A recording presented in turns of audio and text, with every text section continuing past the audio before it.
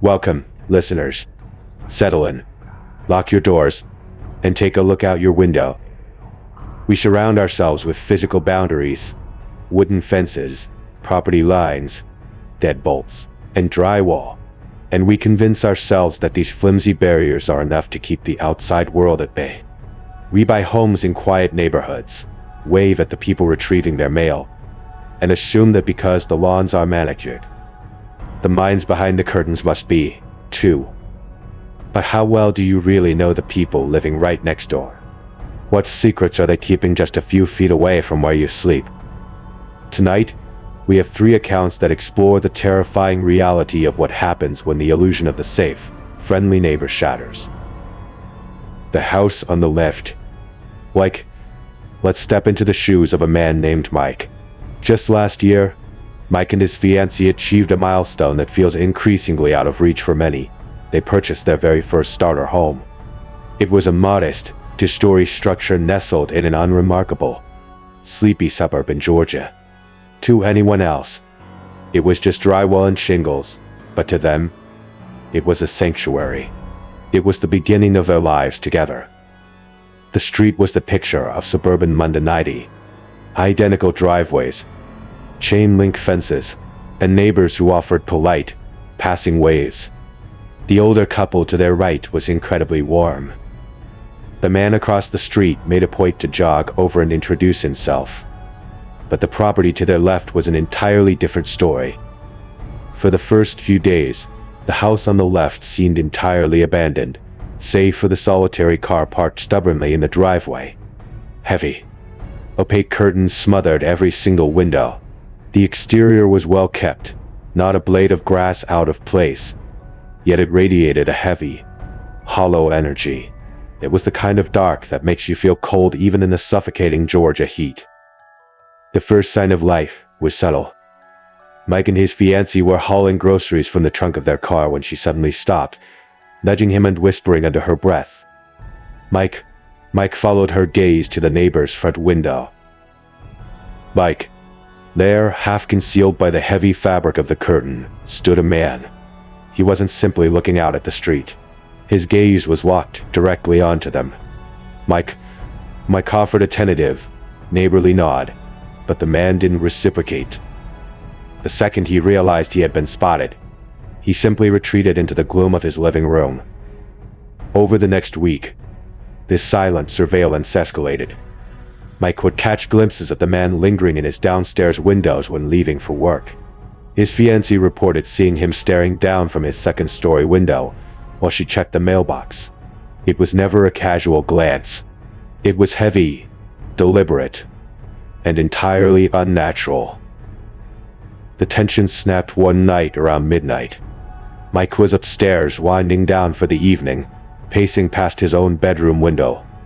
Out of pure habit, he glanced toward the neighboring house. The man was standing right there in his own upstairs window, which directly faced Mike's bedroom. But this time, he wasn't hiding behind a curtain. He was fully exposed, standing rigidly straight, his face illuminated by the ambient streetlight, staring directly into their private space. Mike's blood ran cold. The sheer audacity of it left him paralyzed for a fraction of a second. But as soon as the neighbor realized Mike was staring back, he abruptly stepped away, melting into the shadows. The very next morning, a knock echoed through Mike's front door. Standing on the porch was the neighbor. He introduced himself as Gordon. His demeanor was a jarring contrast to the lurking figure from the night before. Gordon wore a wide, seemingly genuine smile and immediately launched into a rehearsed apology. He claimed he had simply been adjusting something on his window ledge the night before and hadn't meant to intrude on their privacy. It was a plausible enough excuse, delivered with a disarming grin. Mike didn't entirely buy it. There was an undeniable, erratic energy simmering just beneath Gordon's friendly facade, but he accepted the apology to keep the peace. A week passed. The uneasy truce held, right up until the middle of the night, when Mike's fiancée violently shook him awake. Her voice was a trembling whisper. She had heard footsteps in the backyard. Mike threw off the covers and crept toward the window. The moonlight cast long shadows across their empty lawn, but one of those shadows was moving. It was a full-grown man, pacing methodically back and forth across their grass, searching the ground as if looking for something buried. Operating on a spike of pure adrenaline, Mike shouted through the glass. The intruder instantly froze, then practically sprinted toward the wooden gate, slamming it violently behind him as he escaped. A few nights later, the nightmare repeated itself.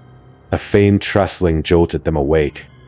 This time, the sound was distinct, metallic, and terrifying, the unmistakable sound of someone shimmying the lock. Mike crushed to the glass. The intruder was back. Mike. This time, Mike didn't just shout a warning. He screamed that he was calling the police. The figure abandoned the lock, pivoting toward the gate. But as he turned, the moonlight caught his face and posture perfectly. It was Gordon. Mike bellowed his neighbor's name into the night air. Gordon didn't flinch, didn't look back, and didn't speed up. He just calmly walked out and slammed the gate. Furious and terrified, Mike marched straight out his front door and pounded on Gordon's house. Gordon answered almost instantly, fully dressed, completely awake. And he was laughing.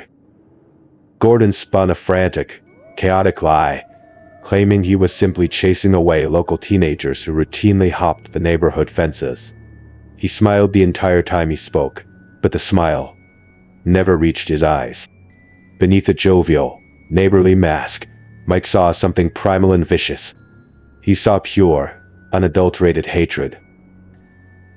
The climax of this psychological warfare arrived the very next day, when Gordon practically insisted the couple come over for a Chinese food dinner on Friday night. Desperate to defuse the escalating situation, they agreed. The moment they stepped into Gordon's home, at 7 p.m., the air felt toxic. Gordon was already heavily intoxicated, slurring his words as he relentlessly poured himself glass after glass of cheap wine. The passive-aggressive jabs started immediately. He made bizarre, pointed comments about their race, masking them poorly as awkward jokes. When the food arrived, he snapped at them for offering to help set the table. As the wine bottles emptied, Gordon's filter dissolved entirely. The passive aggression morphed into explosive anger. He began pacing the room, his face flushed red, ranting about the history of their town. He made it violently clear that he despised the fact that an Asian couple had moved onto his street. He casually, proudly confessed to trespassing in their yard. He stood over them, screaming that they were not welcome, that they did not belong. Mike and his fiancée didn't engage. They stood up in total silence, walked out the front door, and locked themselves inside their own home. Desperate for context, they began knocking on other neighbors' doors. The picture that emerged was grim. Gordon was a bitter, alcoholic recluse whose wife had abandoned him years prior, but knowing his tragic backstory didn't make living next to a hostile, volatile racist any less terrifying. They spent the next few weeks living like hostages in their own home, keeping the blinds drawn, avoiding the yard, holding their breath every time a floorboard creaked. And then, the glass shattered. It happened in the dead of night. A deafening crash from the ground floor sent them both leaping from their bed.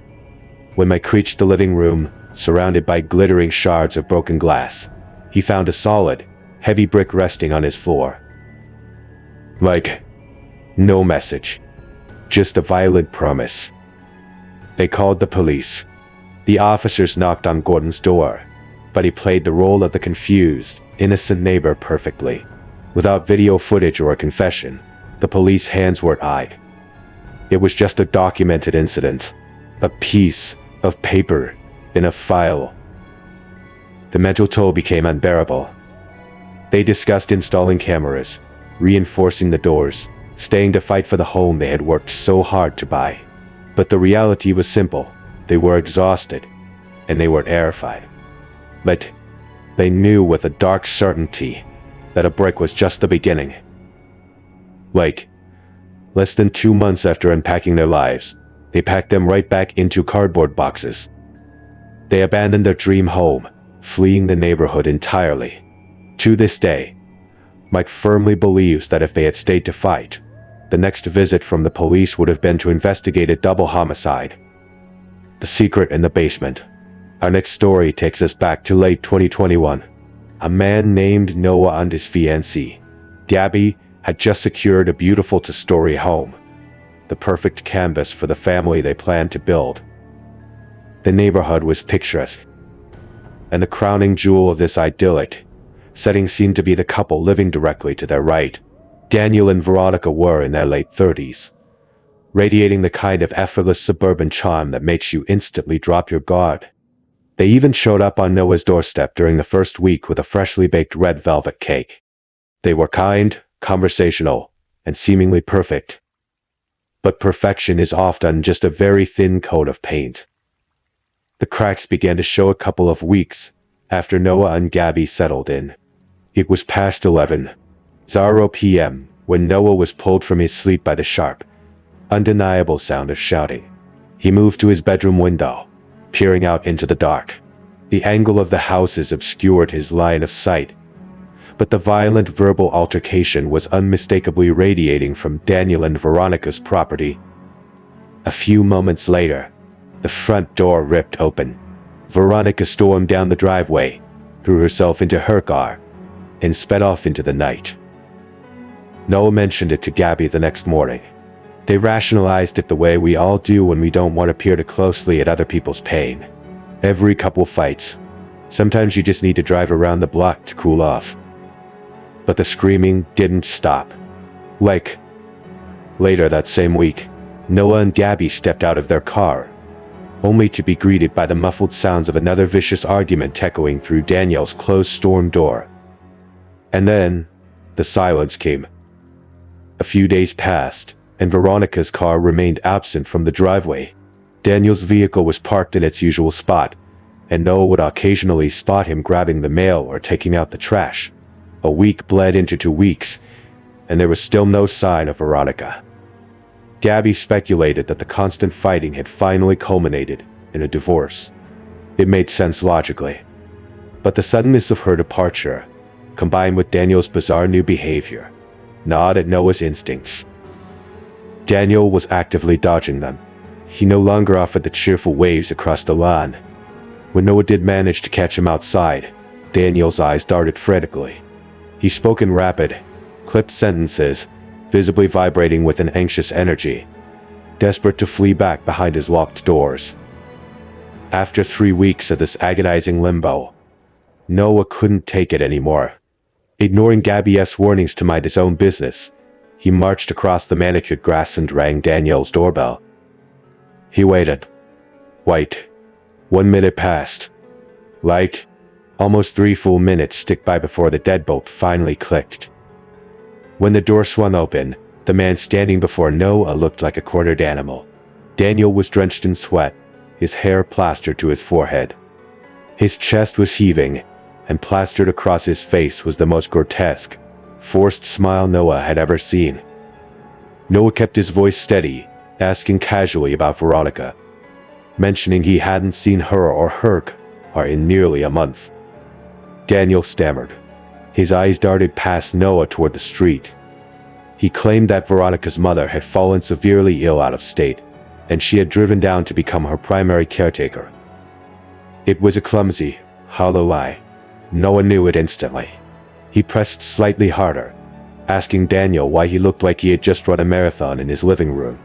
Daniel laughed nervously, speaking at a frantic, unnatural pace, claiming he was in the middle of an intense, upstairs workout routine. Noah was just about to accept the lie and retreat when a sound shattered the suburban quiet. It was faint, muffled by layers of drywall and floorboards, but it was unmistakable. A woman's voice, screaming for help. Noah froze, his eyes locking onto Daniel's. "What?" he demanded. Daniel didn't miss a beat, though the panic in his eyes was blinding. "Oh," he said quickly, his voice cracking. "I'm playing a movie upstairs. I must have forgot to pause it. The logic instantly unraveled. How could he be working out to a screaming movie? No, I didn't argue.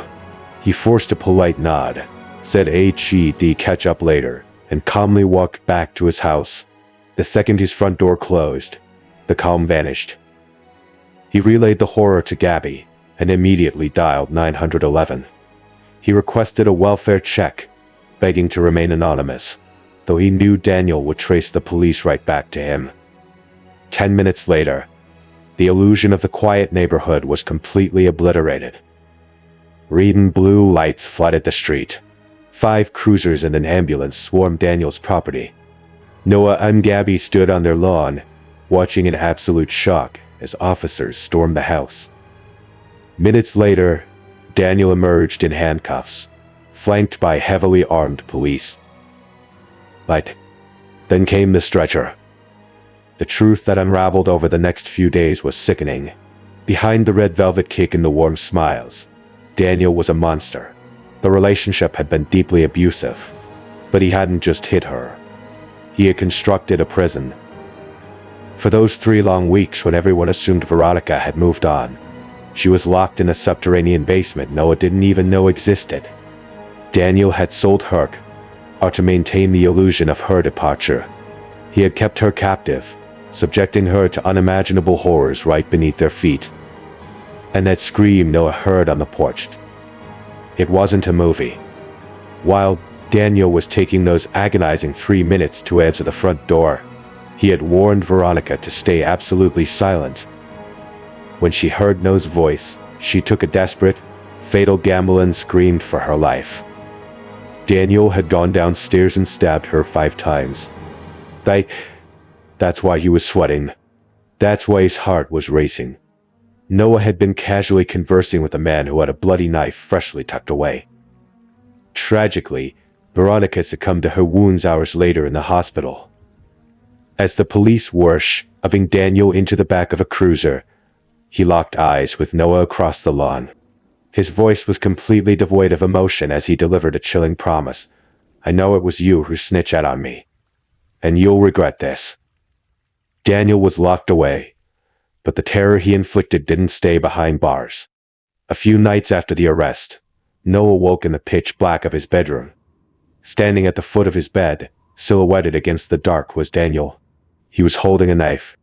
He leaned forward, whispering those exact same words. I told you you would regret this. Noah screamed, scrambling backward against the headboard, only to violently jolt awake. It was a nightmare. His wife pulled him close, asking what was wrong. Noah lied. He said it was just a bad dream, unable to vocalize the paralyzing fear that had taken root in his mind. They eventually married and fled to a different part of the city, but the trauma of sharing a property line with a butcher remains a permanent scar. You never truly know the monsters smiling at you from across the fence. Like the voice in the wall. For our final story, we travel to the dense, claustrophobic expanse of Queens, New York. When you rent an apartment in the city, you enter into a silent, unwritten contract. You agree to ignore the muffled arguments, the heavy footsteps overhead, and the faint scent of someone else's dinner. You share walls, you share air, but you pretend you live entirely alone. 2 years ago, a 24-year-old woman named Devin moved into an old, narrow duplex. The building was sliced cleanly down the middle. Devin occupied the left half. A man she had never met, and never even seen, rented the right. According to the landlord, the neighbor worked graveyard shifts and kept strictly to himself. That was perfectly fine with Devin. Her bedroom was located on the 2nd floor. The wall that her bed rested against was the exact same wall that bordered the neighbor's bedroom. It was incredibly thin. So thin that if Devin pressed her palm against the drywall, she could feel the faint vibrations of movement on the other side. The first week was unremarkable. Devin worked exhausting hours, came home, ate, and collapsed into bed. She was thrilled to finally have a space to call her own.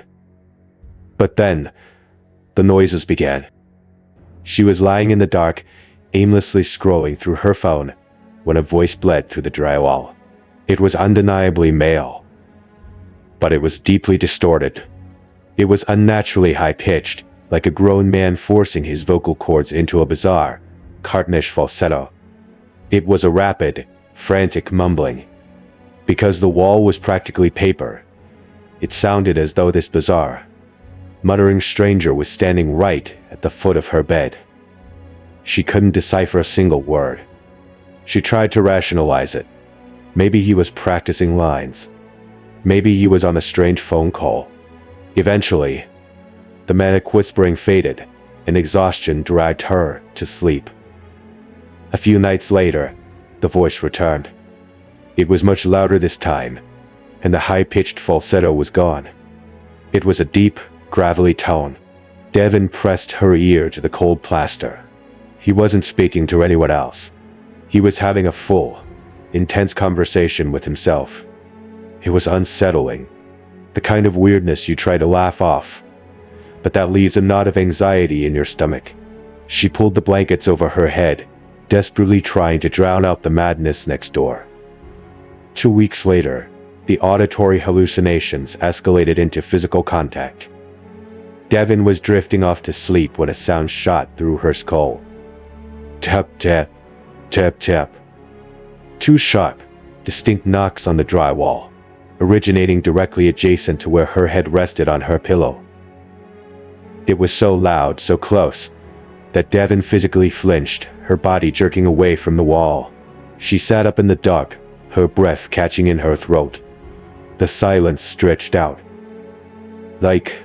Then, exactly from the same spot. Tap, tap, tap, tap. This was no settling pipe. This was no shifting foundation. This was human intention. She scrambled to the opposite edge of the mattress, shivering in the dark. She wanted to hammer her fist against the plaster and demand he stop, but a primal instinct warned her that acknowledging him would only invite something worse. The knocking became a nightly ritual. Sometimes they were soft, fluttering taps. Other times they were aggressive, heavy thuds that vibrated to the floorboards. It always happened late at night. It always happened right when she was slipping into unconsciousness. She started sleeping with headphones blasting white noise, agonizing over the terrifying reality of the architecture. There was a strange, erratic man lying quite literally 2 feet away from her head, separated only by an inch of cheap wooden dust. The knocks were nothing compared to the night the boundary was finally broken night. Devin was lying on her side, facing the dark wall. Her eyes were closed. The room was bathed in the sickly orange glow of a street lamp filtering through the blinds. Light, then it came. 3 slow, methodical knocks. Like thud. Like thud. Devin squeezed her eyes shut, pretending to be asleep. Then, slicing through the plaster, came that grotesque, high-pitched, cartoonish voice. It was muffled, but the articulation was agonizingly clear. "What are you doing in there?" Her lungs completely seized. Her heart hammered against her ribs with such violence, she felt it in her teeth. He wasn't just making noise anymore. He was talking to her. He was waiting for her to answer. She lunged across the bed, grabbed her phone, and dialed her boyfriend, whispering frantically into the receiver. He rushed over immediately, staying awake with her in the brightly lit room until dawn. The neighbor remained dead silent for the rest of the night, which somehow made it infinitely worse. It implied that he was listening. He knew she wasn't alone anymore. A few days of tense, agonizing silence followed. Devin tried to convince herself she had suffered a stress-induced auditory hallucination. And then came the night she fled. She was in a state of deep, heavy sleep. Suddenly, something violently snapped her awake. Her eyes flew open. The room was pitch black. Right beside her head, the wall erupted into a frantic, rhythmic drumming. Fingers hammering violently against the drywall in a chaotic crescendo. The dam broke. The fear mutated into a blinding, hysterical rage. Devon sat up and screamed at the top of her lungs, her voice staring through the duplex. "Leave me alone." She sat there, chest heaving, adrenaline flooding her veins, waiting for his muffled laughter or another knock. What she got instead defies all logic and sanity. A voice answered her, but it didn't come through the wall. It came from the dark corner of her own bedroom. It was a deep, gravelly, commanding baritone, and it was less than 5 feet away. "Go to sleep." Devon didn't even process the movement. 1 second she was on the bed, and the next she was hurtling down the narrow staircase, her bare feet slamming against the hardwood. She threw open her front door and sprinted out into the freezing New York night, screaming hysterically into the empty street. She didn't look back. She knew if she turned her head, she would see him standing in the doorway. She kept screaming until a neighbor from 2 houses down stepped onto his porch. He took one look at her pale, terrified face and immediately dialed 911. The police arrived in minutes. Devon babbled out the entire horrifying sequence. 2 officers unholstered their weapons and cleared her duplex. When they emerged, their expressions were grim. The house was completely empty. They checked the closets, beneath the bed, the bathroom. Nothing. They noted that her front door was wide open, with absolutely no signs of first entry. They asked if she had unlocked the deadbolt when she fled. Her mind was a complete blur of panic. She couldn't remember touching the lock. The officers hammered on the adjoining door of the neighbor's unit. No answer. The car was in the driveway. Packages were piled on the stoop, but the house felt like a tomb. Devon never slept in that room again. Her boyfriend escorted her back over the next few days to pack her belongings into trash bags. They pounded on the neighbor's door repeatedly, desperate for an explanation, but he never materialized. She broke her lease, threatening her landlord with legal action until he relented. Months later, the landlord casually mentioned that the mysterious tenant next door had eventually vanished in the middle of the night, leaving no forwarding address. To this day, Devon is haunted by the logistics of that night. Did the police miss a hidden crawl space? Did she leave her front door unlocked, allowing him to slip inside while she slept? Or was the psychological torment so severe that her mind projected his voice into the shadows of her room? Whatever the truth is, the outcome remains the same. The boundary between her sanctuary and the terror next door didn't exist at all. Thank you for listening. Remember, the next time you hear a creak in the floorboards or a faint knock on the drywall, sometimes it's just the house settling. And sometimes it's not. Stay safe out there. Welcome, listeners. Settle in, lock your doors, and turn down the lights. Tonight we are journeying into the dark heart of the holiday season, a time usually reserved for warmth, family, and joy. But what happens when the bitter cold of winter brings something else to your doorstep? What happens when the isolation of the season invites the unthinkable? We have for terrifying true accounts to share with you. Stories of individuals who found themselves face to face with the sinister, the unhinged, and the predatory. Let's begin. Story 1. The Christmas Carol R. Imagine the profound, heavy silence of a neighborhood abandoned for the holidays. It's December in upstate New York. The kind of winter where the cold sinks deep into your bones, and the snow swallows every sound. Gregory was looking forward to this isolation. His girlfriend had traveled to her parents' house for the week, leaving him behind due to his demanding work schedule. His street, a stretch of widely spaced properties, was completely deserted. The neighbors had all migrated toward warmer climates or family gatherings. Gregory had the entire block to himself. Initially, the prospect was a dream. A week of undisturbed peace catching up on television, wrapped in the cozy, insulated cocoon of a warm house, while the snow fell silently outside. But true isolation is a double-edged sword. When you are entirely alone, There is no one to hear you if something goes wrong. It was only his second night flying solo. The clock read 6:30 p.m., but in the dead of winter, the sun had long since surrendered. Outside, a fresh, powdery white layer blanketed the driveway and the sprawling yard. Inside, Gregory was standing in the warm glow of his kitchen, throwing together a simple plate of chicken and pasta. He wasn't much of a cook. That was usually his girlfriend's domain, so the house already felt an irregular amount of routine. He had the television murmuring in the background, a desperate attempt to fill the cavernous, heavy quiet of the empty house. He sat down at the table, taking his first bite, and that is when he heard it.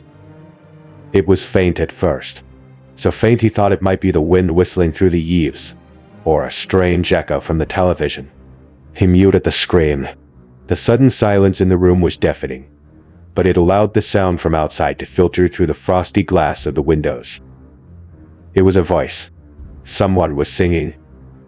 Gregory strained to listen. The melody was unmistakable, yet entirely out of place. It was Jingle Bells. The tune was slow, dragging, and devoid of any holiday cheer. His initial thought was innocent enough. Perhaps some local kids braving the snow. But as he listened closer, the pitch and timbre of the voice shattered the theory. But this wasn't a child.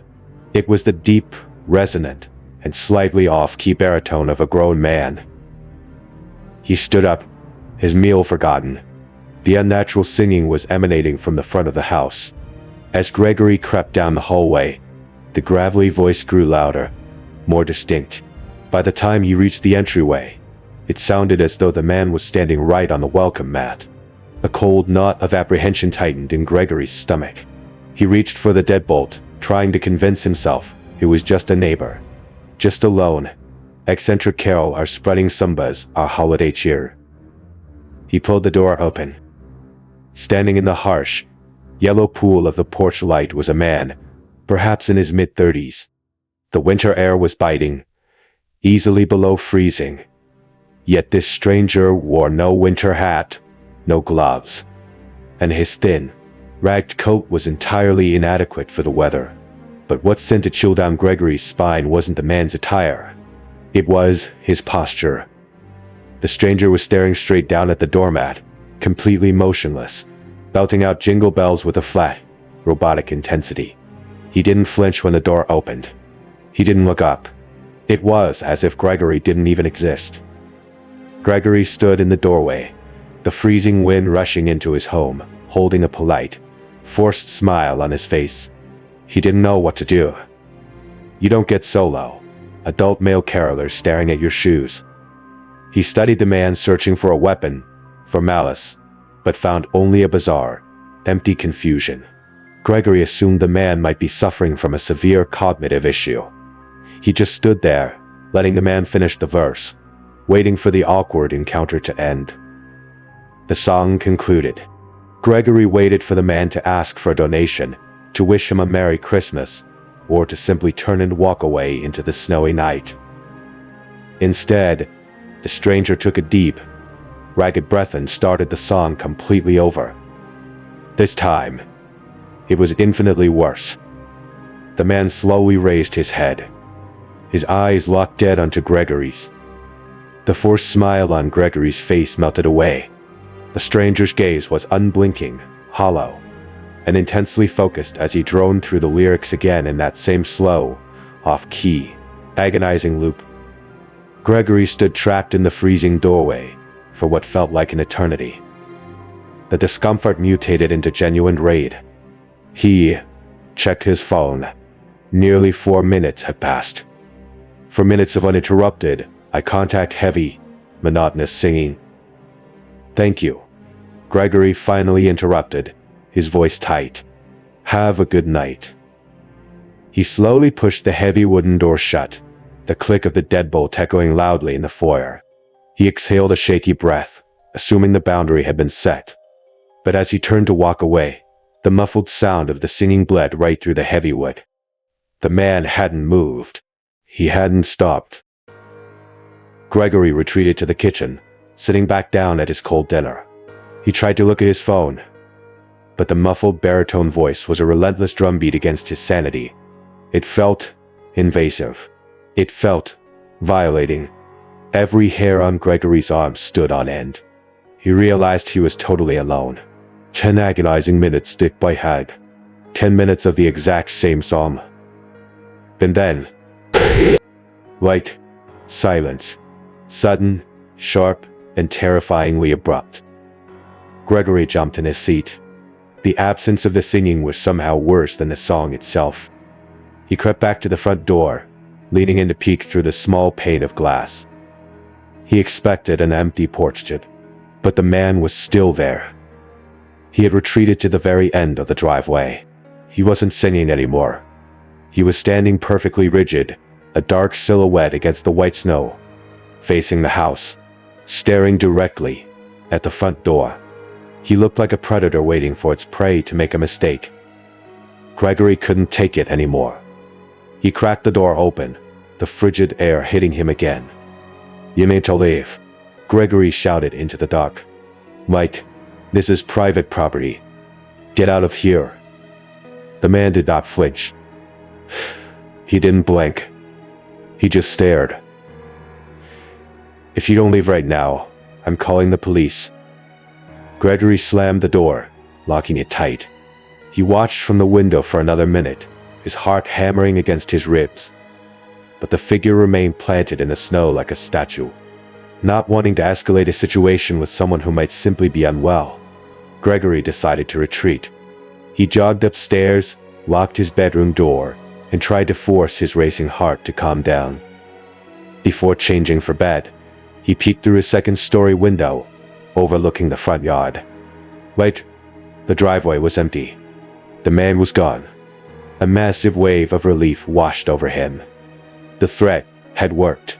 He turned on his bedside lamp, climbed under the heavy blankets, and opened a book, desperately trying to scrub the encounter from his mind. 20 minutes passed in the quiet warmth of his bedroom. Then a sound drifted up from the back of the house. Gregory's blood ran completely cold. It was the song, Jingle Bells, but it wasn't muffled by the front door anymore. It was crystal clear, echoing from the enclosed space of his fenced-in backyard. He threw off the covers, his bare feet hitting the cold hardwood floor. He scrambled to the window overlooking the rear of the property and looked down into the dark. The man was standing in the snow, directly beneath Gregory's bedroom window. His neck was craned backward, looking straight up. He was making direct eye contact with Gregory through the second-story glass, singing into the freezing night air. Panic overtook reason. Gregory threw the window open, the icy wind blasting his face. "I am calling the cops," he roared. The singing snapped off instantly. The man stood paralyzed in the snow for 3 agonizing seconds, his pale face illuminated by the moonlight. Then, the stranger exploded into motion. He didn't run away. He sprinted directly toward the house. He disappeared under the overhang, heading straight for the lower-level back door. A split second later, a sound erupted from the backyard that Gregory will never forget. It was a scream, but not a scream of fear. It was a guttural, demonic, ear-piercing shriek of absolute, deranged fury. It sounded like an animal being torn apart, amplified and decoing through the quiet neighborhood. Then came the impact. Bang, bang, bang. The entire house shuddered. The man was throwing his entire body weight against the heavy back door. The sounds of wood splintering, heavy boots kicking, and hands violently tearing at the doorknob echoed up the stairs. Gregory could feel the violent vibrations in the floorboards beneath his feet. This wasn't a confused wanderer. This was a man trying to break and undo God knows what. Gregory lunged for his phone, dialing 911 with shaking fingers.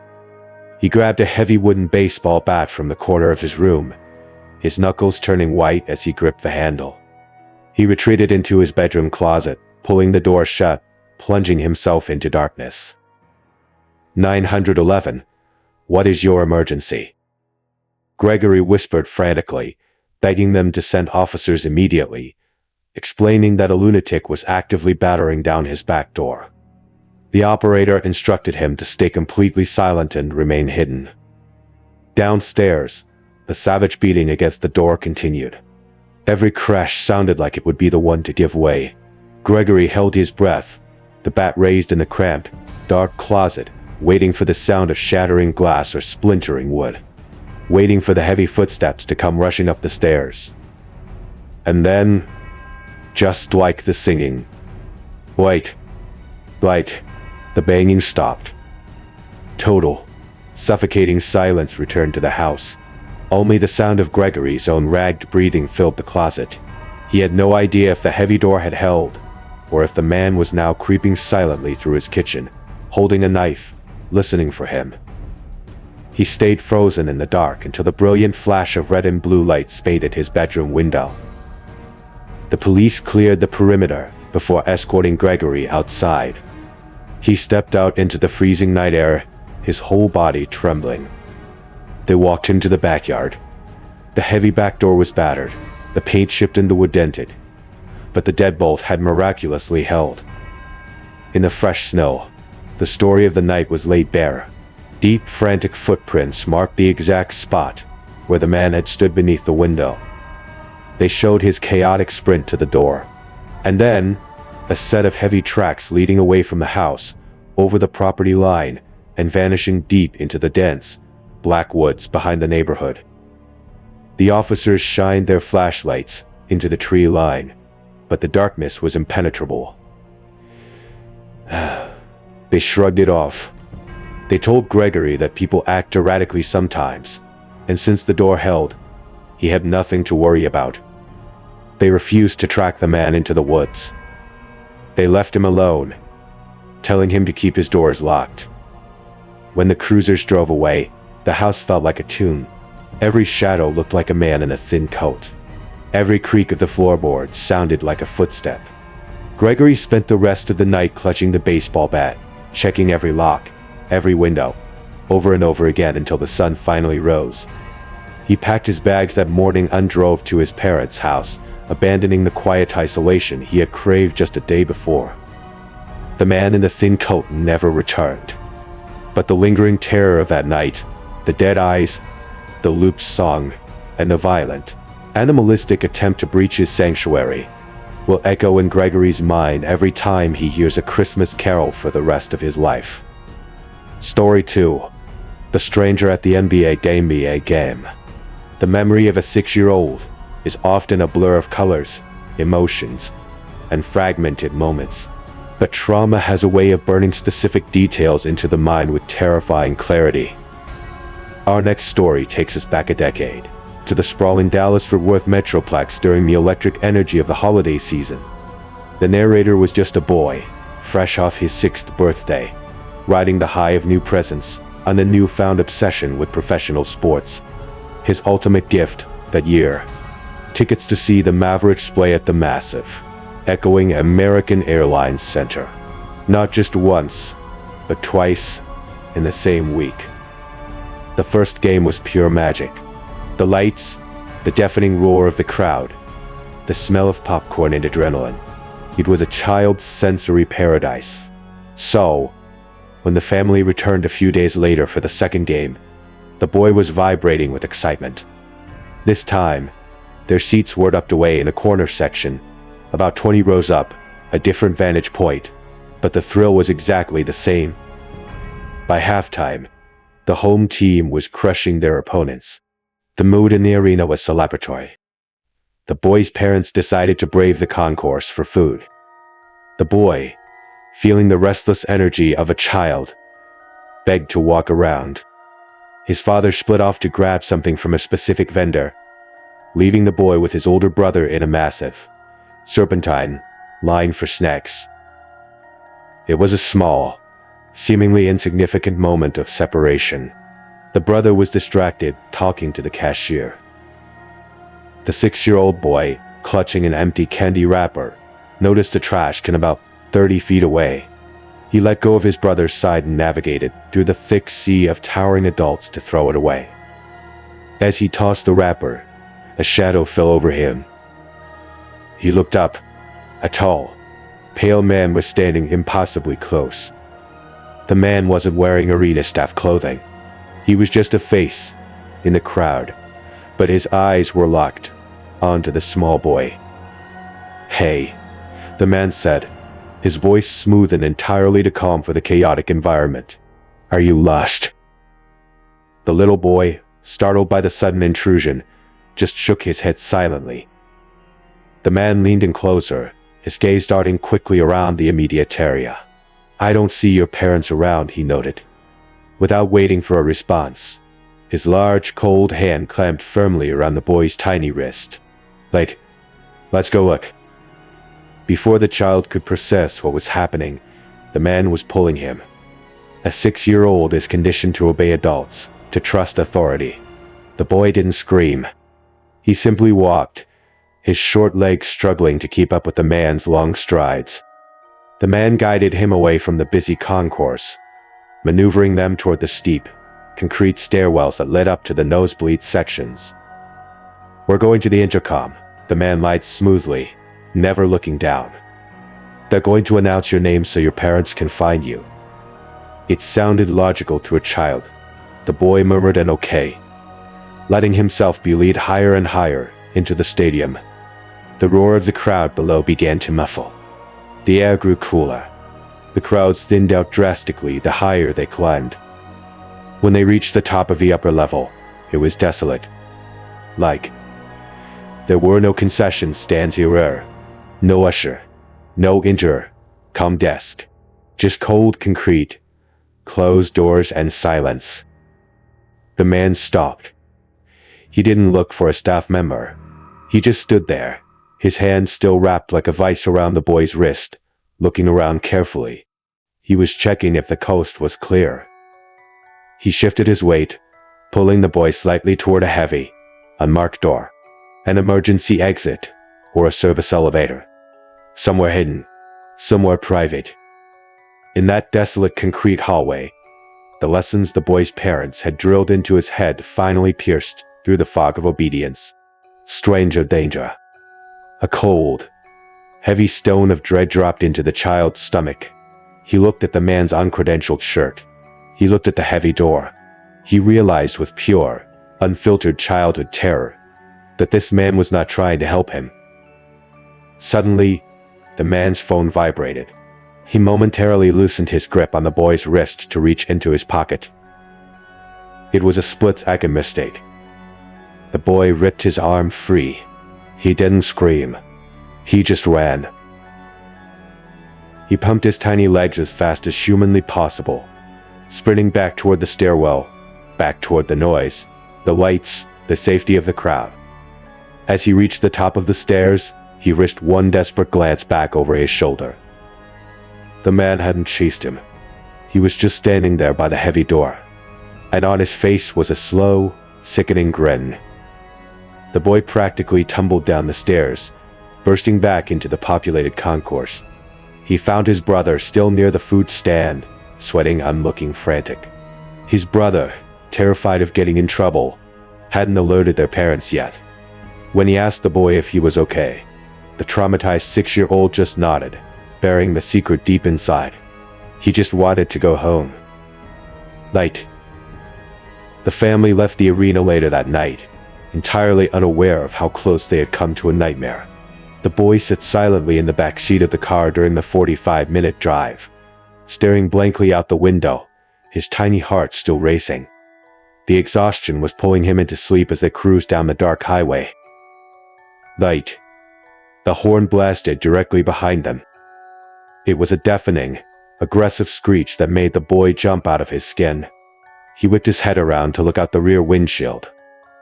A large pickup truck was riding inches from their bumper. The street light illuminated the cab. There were men inside, and behind the steering wheel, his eyes locked onto the boy through the glass, was the tall, pale man from the arena. The boy froze. He couldn't speak. He couldn't breathe. His parents, annoyed by the aggressive driver, yelled out the window as the truck pulled up alongside them. But the men in the truck didn't yell back. They just stared in dead silence before speeding off into the night. The child's mind fractured with fear. When they finally reached home, he ran straight to his bed, pulling the covers over his head, praying for morning. He fell into a restless, exhausted sleep. Sometime in the dead of night, he woke up. The room was freezing. He felt a strange tingling on his skin, a primal instinct that he was being watched. He pulled the blanket down from his eyes. A beam of blinding white light was sweeping across his bedroom wall. It was coming from outside. He crept to the edge of his bed and peered out the first-story window. Standing in his front yard, bathed in the moonlight, was the man. He was holding a heavy flashlight, aiming the beam directly into the boy's bedroom. The scream tore from the child's throat. He bolted from the room, sobbing hysterically, throwing himself into his parents' bedroom. He babbled about the man at the window. His father grabbed a baseball bat and rushed outside into the cold, sweeping the yard for 20 minutes. But there was nothing. Light, no footprints, no man, just empty darkness. His parents, trying to comfort him, dismissed it as a nightmare or the sweeping headlights of a passing car. But the boy knew. He knew the face of the monster. A few days later, it was New Year's Eve. The family was gathered in the living room, counting down the final minutes until midnight. At 5 minutes to 12, the doorbell rang. It was an impossible time for a visitor. His parents, confused, opened the door. Night. The boy stayed on the couch, not paying attention, until he heard the voice. Smooth, calm, unbothered. The boy's blood ran cold. He ran to the hallway. It was him. The man from the arena was standing on that porch. The boy began to panic, screaming at his parents that this was the man who tried to take him, the man from the window, the man from the truck. But the adult world failed him again. The man handed his father a stack of crinkled paper, claiming he was just canvassing the neighborhood late at night, looking for his cousin's lost dog. His parents, wanting to be polite, took the flyer and closed the door, assuring the hysterical boy it was just a coincidence. The year passed. The terror slowly faded into the back of the boy's mind, buried under school and video games and the resilience of youth. Until the next New Year's Eve. Exactly 1 year later, the boy was sitting in his bedroom when a sharp, distinct tick tapped against his window glass. He froze. Slowly, agonizingly, he pulled back the curtain. There was no one standing in the yard this time, but taped to the outside of his bedroom window was a piece of notebook paper. The boy ran outside and dripped it off the glass. Scrawled in dark ink was a single sentence. This new year you'll meet me again. Light. This time, his parents couldn't deny it. They called the police. Night. They filed a report, but nothing ever came of it. The phantom stalker had vanished into the ether. 10 years have passed since that night. The boy is now 16. He hasn't set foot in a basketball arena since. He checks the locks on his windows every night. He keeps his curtains drawn tight, because he knows a terrifying truth. The man from the arena knows exactly where he lies. And as every new year approaches, the countdown to midnight isn't a celebration. It's a ticking clock, counting down to the possibility that the man with the slow grin has finally returned to finish what he started. Story 3. The Tree-Cutting Trip. There is a romanticized idea of venturing into the deep, untamed wilderness to cut down your own Christmas tree. It feels rustic, traditional, and wholesome. But nature is not wholesome. It is indifferent. And the deep woods conceal things that thrive in the dark. It was early December. The narrator, a father looking to create a core memory, packed his wife Marianne and their 7-year-old son, Andrew, into the family pickup truck. They were heading north into the rugged, mountainous terrain to find the perfect, authentic Christmas tree. The sky was an iron gray, heavy with the promise of snow. The winding mountain roads were slick and treacherous, but the excitement in the cab of the truck was palpable. Marianne had scoured the internet for a remote, unregulated spot, a place far away from the commercial tree farms. When they finally arrived at the coordinates, the sun had already dipped below the jagged peaks. The parking area was nothing more than a gravel clearing cut into the dense forest, illuminated faintly by a few scattered, flickering utility lights. They were the only vehicle for miles. It was beautiful in its desolation. The snow from a previous storm was still deep and undisturbed. Andrew burst out of the truck, instantly packing a snowball and hurling it at his father. The laughter echoed sharply against the towering pines. The father smiled, grabbing to heavy-duty flashlights and a sharp, long-handled axe from the truck bed. They locked the vehicle and approached a narrow, unmarked trail that snaked away from the faint glow of the parking lot and vanished into the impenetrable black of the forest. The deeper they walked, the heavier the silence became. It wasn't just quiet. It was an absolute vacuum of sound. No wind.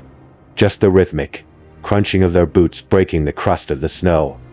The father stopped them for a moment, turning off his flashlight, asking them to just take in the majesty of the isolation.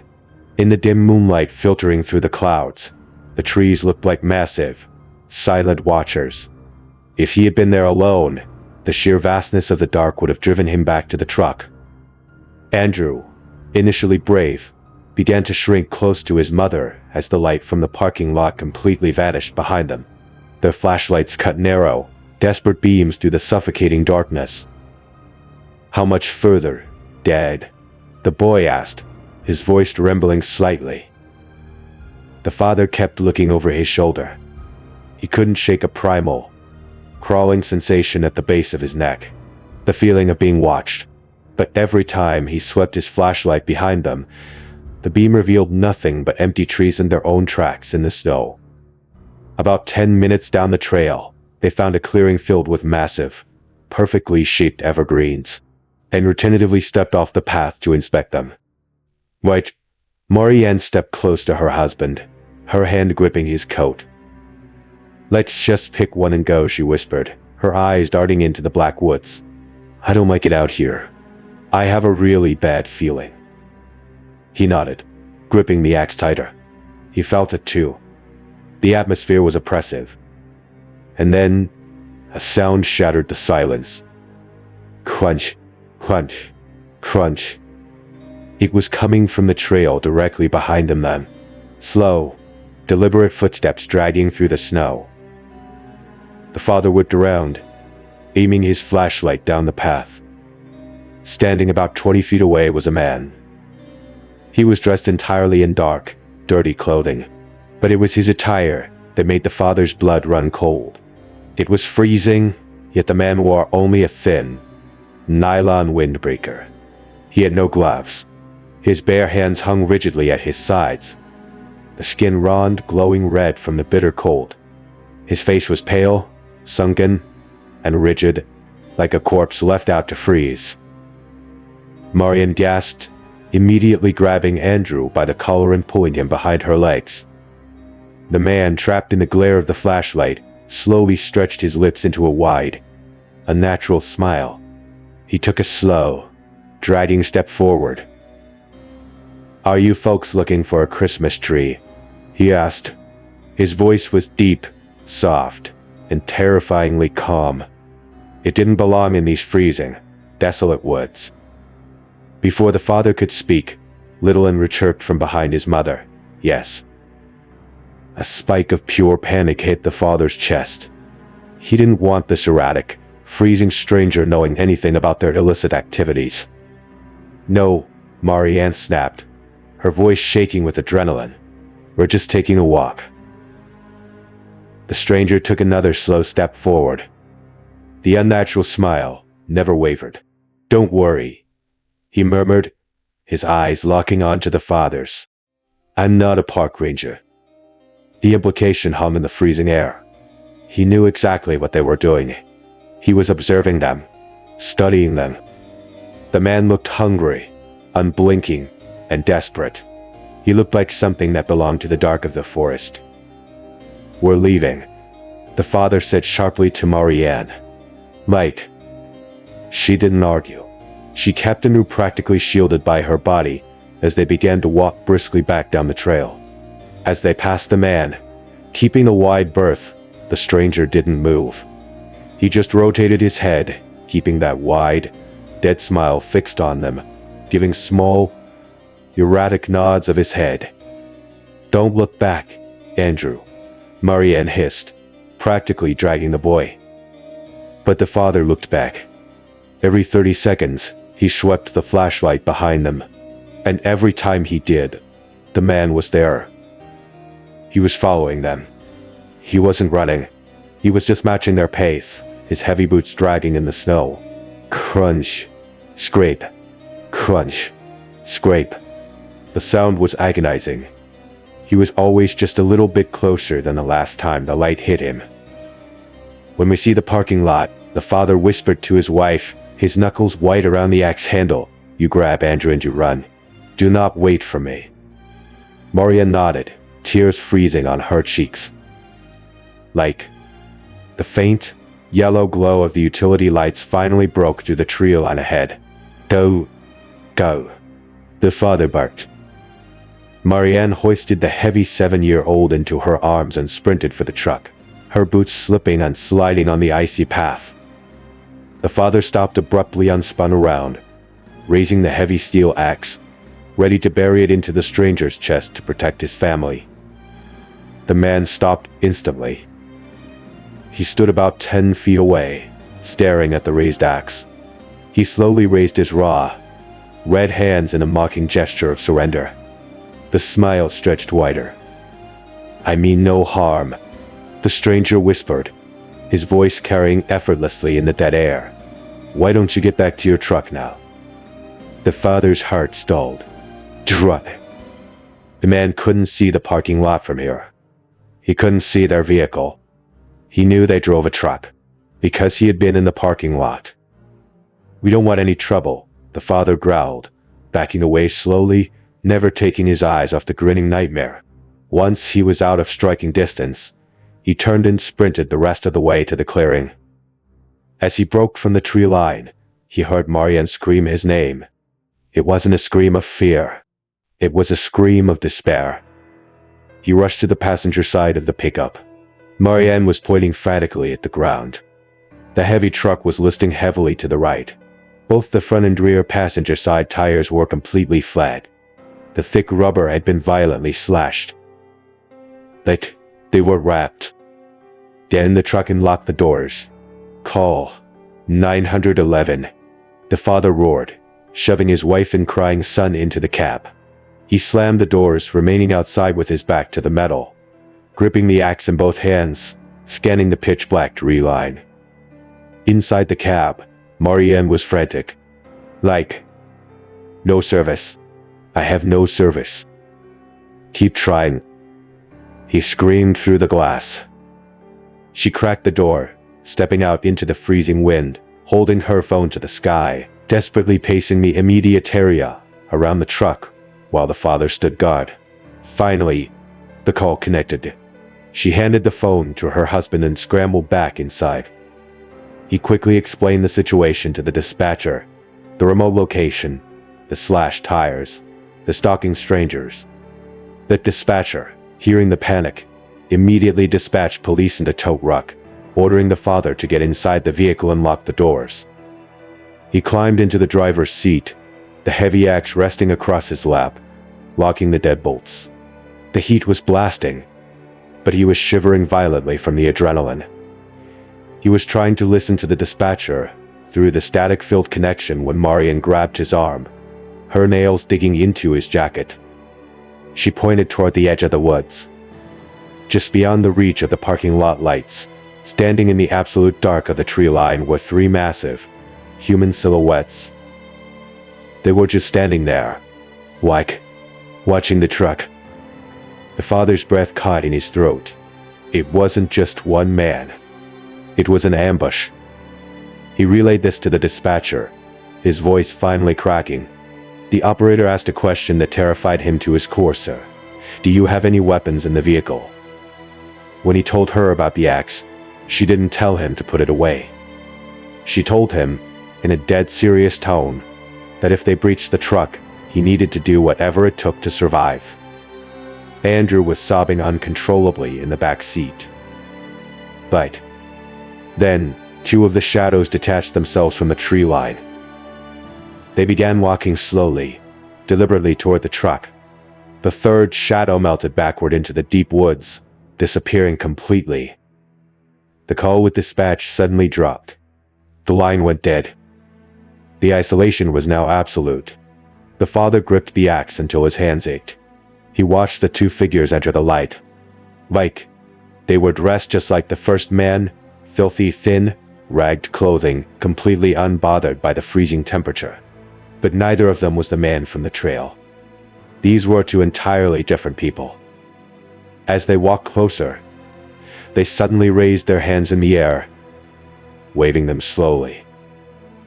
"We're here to help," one of them called out, their voice echoing off the trees. "We want to help. Don't open the door." "Mike," Marianne shrieked. "I'm not." The father yelled back. The men were about 30 yards away, walking with the slow, confident stride of predators who know their prey is cornered in a metal box. And then, a miracle. The two approaching men abruptly stopped. They both looked toward the winding mountain road leading up to the lie. In unison, they turned and sprinted back into the dark woods, vanishing into the trees with terrifying speed. 5 seconds later, the wail of a police siren pierced the night, and the blinding sweep of red and blue lights flooded the gravel lot. The father practically collapsed over the steering wheel, gasping for air. Two heavily armed officers jumped from their SUV, flashlights illuminating the woods. The father stumbled out of the truck, practically falling to his knees, pointing frantically at the tree line. The police ordered the family to stay in the locked cab while they drew their weapons and plunged into the dark.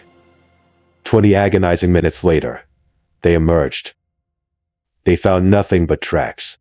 The footprints showed the three men had retreated deep into the mountains, moving in different directions, disappearing into the rugged, frozen wilderness.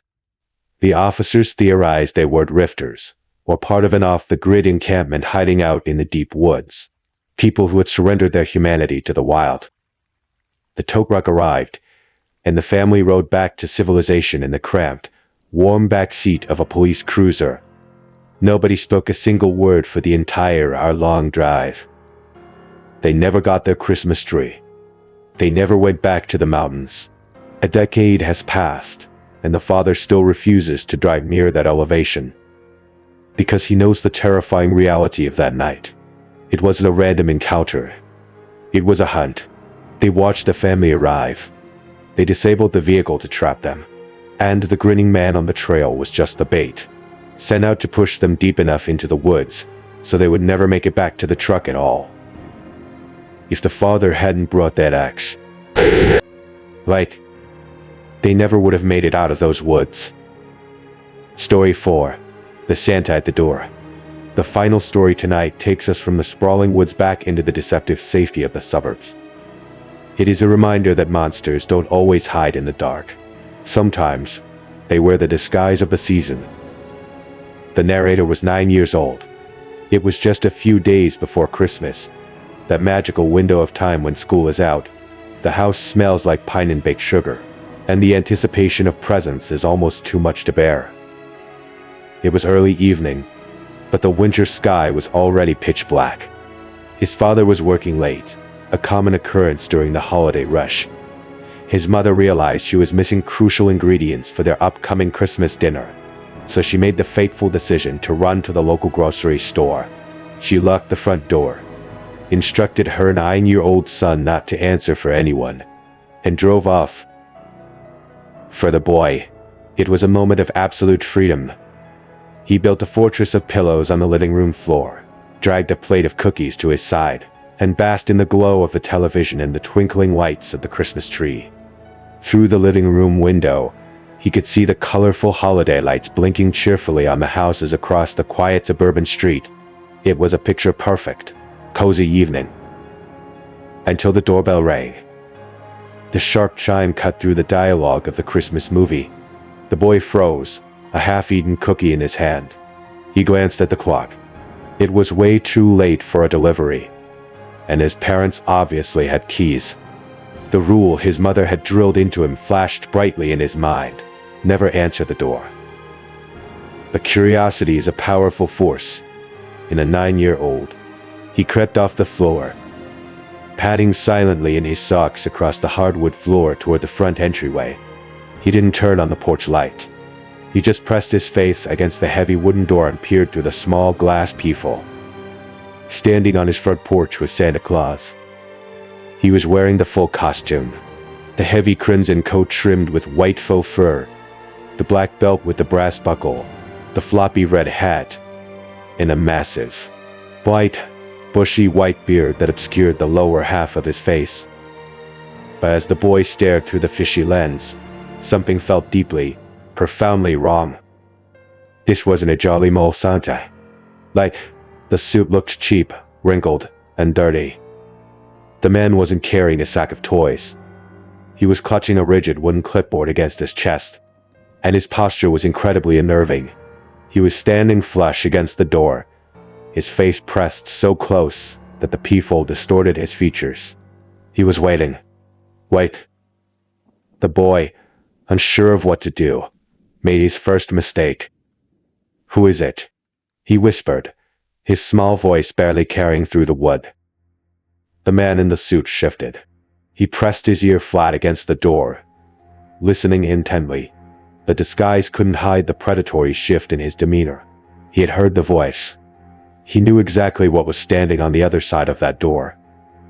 "Ho, ho, ho," the man said, but the voice wasn't booming or cheerful. It was a raspy, flat, first imitation of a jolly laugh. It sounded sinister. "I'm Santa Claus, little boys. I have some special early gifts for you. Open the door and see." Light. The 9-year-old felt a cold rush of adrenaline flush through his small body. He was young, but he wasn't naive. He knew Santa wasn't real. And he knew that whatever was standing on his porch wanted to hurt him. Trying to summon a courage he didn't possess, the boy raised his voice, hoping to sound older and more imposing. "Go away. We don't need anything." But his voice betrayed him. It cracked right in the middle of the sentence. It was the undeniable squeak of a terrified, isolated child. The man in the suit went perfectly still. The fake jolly facade vanished instantly. "Are you home alone?" Light. His voice was no longer masked. It was sharp, cold, and demanding. "Mike." The boy slapped his hand over his own mouth, instantly regretting ever speaking. He backed away from the door slowly, his heart hammering against his ribs like a trapped bird. He retreated into the living room, standing in the center of the rug, paralyzed by fear. He stared at the television, hoping that if he just stayed quiet, the nightmare on the porch would turn around and walk away. Then, he heard the metallic clack. The front doorknob was violently twisting back and forth. The man was testing the lock. He was trying to get in. The boy wanted to scream, but the house was empty. The deadbolt held firm. He let out a shaky breath, praying the man would give up.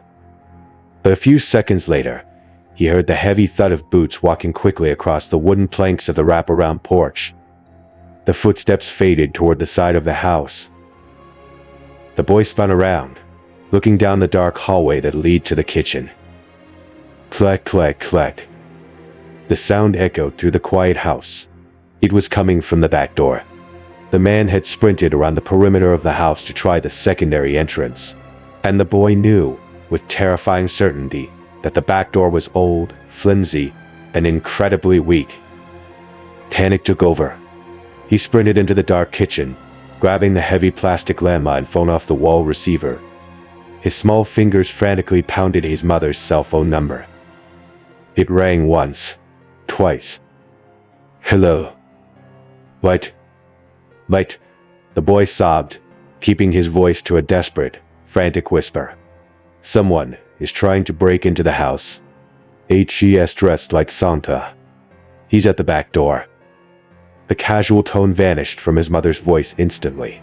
I am turning around right now, she commanded, her voice vibrating with maternal terror. Do not go near the doors. Go into the living room, close the curtains, and hide behind the couch. Do not move until you hear my voice inside the house. Do you understand?